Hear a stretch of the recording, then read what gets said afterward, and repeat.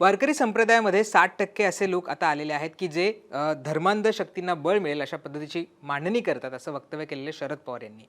एक स्मरणिका प्रसिद्ध झालेली आहे आणि या स्मरणिकामध्ये शरद पवारांची मुलाखत प्रसिद्ध झाली. या मुलाखतीमध्ये शरद पवारांनी महिलांच्या संदर्भात अनेक मांडणी केलेली आहे. पण सध्या महाराष्ट्रामध्ये जे चित्र तयार झालेलं आहे किंवा भोंदूबाबांना महिला बळी पडलेल्या आहेत, इतर गोष्टींना बळी पडलेल्या आहेत, या अनुषंगाने शरद पवार बोलत होते आणि त्यावेळेस त्यांनी या संदर्भातलं वक्तव्य केलेलं आहे. त्यांना एक प्रश्न विचारला होता, त्याला त्यांनी हे उत्तर दिलेलं आहे. महिला शासकीय अधिकाऱ्यांच्या अखिल भारतीय साहित्य संमेलनानिमित्त एक स्मरणिका प्रकाशित करण्यात आलेली आहे आणि या स्मरणिकेमध्ये शरद पवारांच्या ची मुलाखत सुद्धा प्रसिद्ध करण्यात आलेली आहे. शरद पवारांचं महिलांसंदर्भातचं जे धोरण आहे त्याच्या संदर्भातलं ही मुलाखत आहे आणि महिलांचे सक्षमीकरण हेच माझे स्वप्न असं या सगळ्या जे लेख आहे त्याचं टायटल सुद्धा आहे. आता या लेखामध्ये शरद पवारांनी वेगवेगळ्या गोष्टी सांगितलेल्या आहेत, कशा पद्धतीनं त्यांच्या आईंकडे बघून त्यांनी सगळं मार्गक्रमण केलेलं आहे किंवा त्यांच्या आयुष्यामध्ये महिलांचं असलेलं स्थान, त्यांनी महिलांसाठी केलेलं काम, या सगळ्याचा धांडोळा या सगळ्या लेखामध्ये घेण्यात आलेला आहे. पण या लेखामधल्या एका प्रश्नामध्ये जे वक्तव्य शरद पवारांनी केलेलं आहे त्याच्यामुळे आता चर्चा रंगलेली आहे. भाजपचे जे आध्यात्मिक आघाडीचे तुषार भोसले आहेत यांनी या सगळ्यावर रिॲक्ट केलेलं आहे. तुषार भोसले काय म्हणाले हे आपल्याला समजावून घ्यायचं आहे. पण शरद पवारांनी या मुलाखतीमध्ये काय म्हटलेलं आहे, नेमकं त्यांना प्रश्न काय होता आणि त्यांनी कशी मांडणी केलेली आहे हे आपल्याला समजावून घेणं तितकंच महत्त्वाचं आहे. शरद पवारांना या मुलाखतीमध्ये एक प्रश्न विचारण्यात आला होता. तो प्रश्न होता, एकूण समाज जीवनात कट्टरता वाढत आहे आणि स्त्रियाही त्यात सामील होत आहेत असं वाटतं का, असा हा प्रश्न होता. त्याला शरद पवारांनी उत्तर दिलेलं आहे. त्याच्यामध्ये ते म्हणतायत, कट्टरता वाढली आहे हे खरं आहे, तरीही आता कमी संख्येने का होईना पण निवडक लोक ठाम भूमिका घेऊन फूट पाडणाऱ्या राजकारणाला विरोध करत आहेत. त्यांना एकत्र करून बळ कसं देता येईल ते पाहावं लागेल. मी असा विचार करतो आहे की अशी एखादी संस्था काढता येईल का. पूर्वी साधनामध्ये यदुनाथ थत्ते वगैरे लोक होते, त्यांनी तरुणांना पुरोगामी विचार दिले, लोक घडवले. आता अशा संस्थांची गरज आहे. वेगवेगळ्या चर्चा घडवणं, वर्कशॉप्स घेणं असे कार्यक्रम तिथे घेता येतील. सध्या अशा काही संस्था आहेतही, पण त्यांचं बळ कमी आहे. धर्मवादी विचारांना विरोध करणारी मोजकीच मंडळी आहेत. याउलट कट्टरतावादी विचारांचा प्रसार करणाऱ्या संस्था, संघटना वाढत आहेत. त्यांच्याकडे मोठं आर्थिक बळ आहे. गायी, शेती असे मुद्दे घेऊन त्यासाठी काम करत आहेत. असं दाखवलं जात असलं तरी प्रत्यक्षात मात्र कट्टरतावादी विचारांचाच प्रसार त्यांच्याकडून होताना दिसतो. अशा संस्था, संघटनांविरोधात लिहिणाऱ्या, बोलणाऱ्या लोकांना लक्ष केलं जातं. त्यांच्यावर खटले दाखल होतात. त्यामुळे अशा पुरोगामी विचारांच्या संस्थांची गरज आहे. त्यामधून पुरोगामी सांस्कृतिक आशय समाजात पेरला जाईल.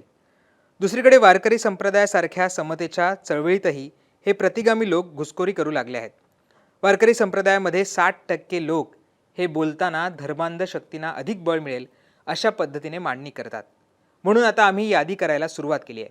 आता साधारण 41 लोक असे दिसतात की ते वारकरी संप्रदायामध्ये कीर्तन, प्रवचन यांमधून पुरोगामी विचार मांडत असतात. त्याची अत्यंत गरज आहे. शिवाय त्यात सातत्य ठेवण्याची गरज आहे. दुर्दैवाने या प्रबोधनाच्या मार्गावर कुठे महिला दिसत नाहीत. महिलांची बदनामी करणारे, त्यांच्यावर टवाळ विनोद करणारे वाढत चाललेत. अशा विनोदांना हसणाऱ्या महिला प्रेक्षकांमध्ये दिसतात. दुसरीकडे प्रतिगामी विचार मांडणाऱ्या महिला कीर्तनकारांची संख्या मात्र वाढताना दिसते.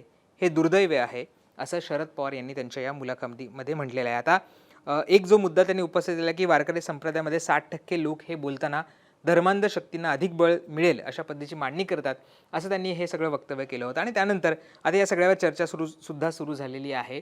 त्याच्यावर आता वेगवेगळी वक्तव्य सुद्धा समोर येत आहेत.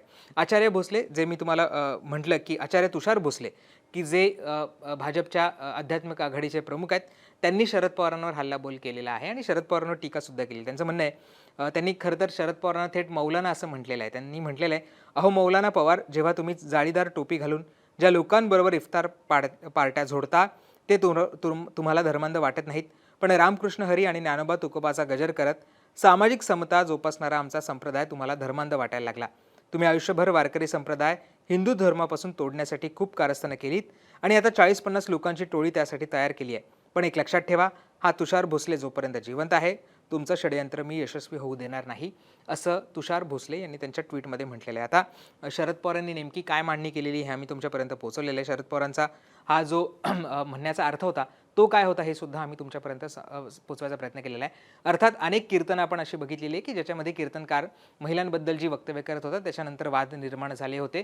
त्याच्यावर अनेक चर्चासूत्रसुद्धा झाली होती. अनेक महिला कीर्तनकार सुद्धा आहेत, त्यासुद्धा महिलांबद्दल काय बोलतात हे सुद्धा आपण पाहिलेलं आहे आणि या सगळ्याचाच उल्लेख शरद पवार यांच्याकडनं करण्यात आलेला आहे. आणि शरद पवारांचं म्हणणं आहे की आम्ही काही असे जे कीर्तनकार आहेत की जे प्रबोधन त्यांच्या कीर्तनांमधनं मांडतात ते त्यांचा एक समूह करायचा प्रयत्न करत आहोत आणि लोकांपर्यंत जास्तीत जास्त प्रबोधनात्मक गोष्टी कशा पोहोचतील याचा आमचा विचार आहे, असं सुद्धा त्यांनी याच्यामध्ये म्हटलेलं आहे. आता याच्यावर अनेक गोष्टी होत आहेत, चर्चा होत आहेत. तुषार भोसलेंनी सुद्धा त्यांचं मत मांडलेलं आहे. तुम्हाला काय वाटतं शरद पवारांनी जे मत मांडले त्याच्याबद्दल तुमची मतं काय आहेत? तुषार भोसले यांनी जे उत्तर दिलं त्याच्याबद्दल तुमची मतं काय आहेत? हे आम्हाला कमेंट करून सांगायला विसरू नका आणि मुंबई तकला सबस्क्राईब केलं ते सुद्धा करा. धन्यवाद.